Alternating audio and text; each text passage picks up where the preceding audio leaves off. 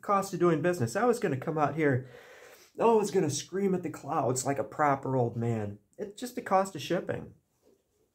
I remember when, okay, boomer, I could package up a 66, 68-inch bow. I could send it all the way to the West Coast. Oregon, Washington, California. For under 20 bucks. No longer. I used to package up my paddle bows and send them to Texas, Oklahoma, you know, this side of the Mississippi. 12 bucks. I've got some bending forms done, all ready to go off. And it was like resisting inflation and the price of everything going up. Make a little bit out of it, but I'm not going to gouge you guys because someone has to, you know, maintain, not over... you know where I'm going with that. I'm not going to get out of control here. So I go, United States Postal Service, you know, shipping calculator. What is it going to cost to ship something like this? I figured there's like the flat rate priority boxes, right? They would fit in a large one. $25. So I figured, what if I... Long story short, I just have to have everything, like packaged up, examples. Pick a zip code all the way to the West Coast. I want to take the most expensive example, take it to the post office and just, you know, have them run the numbers. Because I can't, whether or not it's a bow or a bending form or whatever, I want to have some idea what it's going to cost total before I put prices on it. And that's, yay, the modern world. Thank you, Jeff Bezos, for like Amazon free shipping and everything. And, you know, it all adds up to making it more difficult for us to do business. But anyway, on to the next subject. I keep talking about this, and you can see it in this. It's going to be subtle, not like real life, but can you tell the difference between this limb and this limb? It's just rounding this one slightly to a 8-inch diameter. In person, it's like night and day. You can make a board bow, you know, and just keep it like a board, or round it a little bit. And, you know, just like the handle when you start, and this is going to be mine, because I never have big chips, but I had to fill this chip in with sawdust and Titebond. And so I would consider this like a factory second. But having fun working, you know, taking this clunky, you know, hot off the press. In full disclosure, you'd think that because of how I do things, oh, John probably has a CNC machine and just puts the wood in the machine and it's da-da-da-da-da-da-da, and it all comes out. No. I use power tools, but this is handwork, and it takes time for me to get back into it because I can do things, you know, quickly and efficiently, but there's a learning curve. There's a lot of skill involved, and I've made hundreds of these things, so it's fast. I don't have a CNC machine. Everything that I do is moved by my hands. But, you know, even after all this time, I love taking one of these, and I'll call it clunky. You know, it's squared edges and stuff like that, and rounding it and bringing it to life. That's fun. And it's relatively simple at that point. It just takes time. Using sanding blocks and my orbital disc sander and rounding things and dreaming of the finished product and all this stuff. It's great, and I'm looking forward to, unless it costs $3,000 to ship this darn thing cross country, you know, here you go, people. Here's this wonderful, fun project. But let's get into some technical stuff. Now, with my paddle bows, they're not representative of a snaky stave. Then I've made my paddle bows out of actual tree staves, and it's fun. Walnut and stuff like that. Love it. And my little plains bow and my little flat bow, straight staves, representative. And so you can use a radius sanding block. And again, it's just sanding block that's got that curve ground into it. So you glue sandpaper in there and you just hog off the edges or whatever to make it quicker. But on a snaky ball, you know, you got these ganks. You have to do it a different way. And it might seem like it would be time intensive, but it really is not. I did half the limb in like 15 minutes fast with a knife, using my knife as a scraper. And I've got my dog bones. You've seen them before. If you haven't, picture a trapezoid, because each one of the 4 sides has a different radius cut into it. See that? And I usually start at the handle, boink, and this is a quick one. Scrape, scrape, scrape. Place that dog bone over there, and if I see daylight, scrape some more, and keep working along here. You can hog off the edges, orbital disc sander if you want, whatever. You knock it down a little bit, but you take that dog bone, you move it along here, and you actually move it, you know, according to which direction the limb is going. Scrape, scrape, scrape. Scrape, scrape, scrape. And it doesn't need to be perfect. You know, my dog bones, I kind of did it by hand. And so, as long as it's symmetrical, you're not going to screw things up.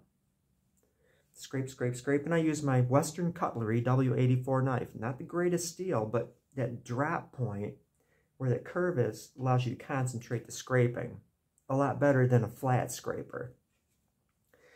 15 minutes, shoom, I've got it down, and it's like, oh my gosh, I'm looking at this thing, and I've just given some life to this bow, just like I did when I still need to hand sand right in here, contour it, and fit it to my hands. You know, it's fun. It's a lot of fun. I enjoy taking one of my bow blanks and rounding the back and rounding this and that and shaping it. It's a fun process. And so, offer a kit, you know, and it's coming soon. Again, the only thing stopping me from selling these things is I need to figure out postage, and I will eat a little cost in my products to help you out, because at this point in life, seeing the cost of everything going up, I want to do my part to help you. I really do. Money is not the king. It helps. You know, like the guy said, I've been rich and I'm poor, and being rich is better. Money doesn't buy happiness, but it can rent it. I want to do my best to help you guys out. But the paddle bow, which started production on those things, and the plains bow and the little whatever, you know, the little D-bow, stuff like that there, the talisman, you can use a radius sanding block, but I'm going to include a 4-point, it's a tricky name, dog bone, with 4 radiuses, so you can use it with different bows on this. Learning a new skill in the world of board bows. You know, it's a different thing. What else was I going to say? Oh, it might be also efficient. Now, my bending form is not a circle. It's actually, and it took me a while to develop this thing. You know, it's kind of a complex changing radius. It's a really good bending form. It really is for deflexing limbs, little horse bows, reflexing the handle. And you can even jimmy it. You steam the reflex into the handle. You want to do a Cupid's bow, 5-bend bow. You want to have even more reflex handle. Just put a shims under the center of it and re-steam it. You don't have to have contact once you steam it under the entire thing. You can just shim the center and get a tighter bend. Efficient in postage is if you also bought, and I've got a lot of different recurve forms, but my most favorite one, again, developed over time, probably a set, 2 recurve forms, so you can recurve the bowl in one session, you know, both tips. and that bending form. And then you're starting to get more, you know, efficient with spending, and it's a great recurve form. In my, let's see, and I have a more gentle recurve form, a little more sweeping for my D bow. I looked at a Mohawk bow, a picture of a Mohawk bow, and you know, it's probably the same, because the Iroquois Confederacy, you know, whether or not it's Iroquois or Mohawk or Tuscarora or what have you, a more gentle recurve form for a shorter bow, you know, where it's less of a radius and it goes in a little bit deeper. Heck, I might even have do a recurve form for this, which would go even deeper, so it starts resembling a deflex reflex. And you will get, if you want a little string follow or develop a little string follow, to deflex it and have the sweeping. But anyway, development. What else? I think that's about it, really. The two things I want to impart this morning, not awake yet, is that I want to help you with the cost of shipping going up and up and up and up by eating into my profits a little bit. So we are cooperating here, so to speak, monetarily. And that's the only reason why I don't have Estelle, Jay, who want my bending forms right now. Just give me another day or two to actually package these things up and take it to the post office to see what it is so I can adjust my prices. And the second is, you know, in the past I've always offered completely finished bows, but I got to tell you, there's nothing more therapeutic than taking one of these things, the blocky ones. It's kind of the board bow version of taking a piece of tree, you know, making a bow, and turning it into something graceful and beautiful. Third part. I had a couple beers the other night because I had the day off, you know, so I'm going to have a couple beers. Nothing excessive, but it loosened me up for going to Pine Hollow Longbows and buying a bunch of stuff. And it piles up fast. This bow, my personal bow, I bought the strips of cloth snakeskin. They look real. And instead of Western Diamondback, I bought Copperhead. It's going to be on this for my example bow. And I probably will recurve it a little bit. I bought strips of, 3 sets of strips of rawhide. I was going to rawhide back. I probably still will. My little D-bow, a paddle bow, and a talisman. Bought a lot of sinew. A lot of sinew. The 10-pack of leg sinew, whitetail leg sinew from Pine Hollow Longbows. I bought a pound of hide glue and B55. You know, I guess B50 doesn't exist anymore. But yep, I'm on a roll. Now I have to eat some breakfast, take a shower to get the kinks out. I'll tell you, it's going to be a truck day, and this old body can handle it. You know, all the lifting, 8 hours, it's going to be 8 hours today. You know, I get a little more sore, which got me thinking. I'm not super old. You know, I joke about being old. I'm going to be 63.